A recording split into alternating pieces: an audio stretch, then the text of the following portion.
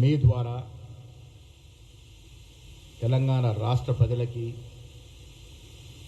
స్పష్టత ఇవ్వదలుచుకున్న BJP BRS party వేరు కాదు. ఎప్పటి నుంచో లోపాయికారు ఒప్పందంలో ఉన్నారు.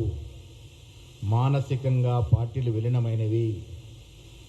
కవిత మాటలతో స్పష్టమైంది. దాని కారణంగానే ఇవాళ కిషన్ రెడ్డి గారు మీరు సిబిఐకి అప్పచెప్పండి, 48 గంటల్లో తేల్చేస్తామన్నారు. ఎన్ని గంటలైంది మేము సిబిఐకి అప్పచెప్పి? కిషన్ రెడ్డి గారు ఎక్కడ పడుకున్నారు మీరు? రాష్ట్ర ప్రభుత్వం అసెంబ్లీలో తీర్మానం చేసి కేసుకి సిబిఐకి అప్పచెప్పి మీరు 48 గంటలు, ఎన్ని గంటలైంది? ఎన్ని రోజులు గడిచింది? ఎందుకు దీంట్లో కదలిక లేదు? దీని అర్థం పరమార్థం ఏమిటి?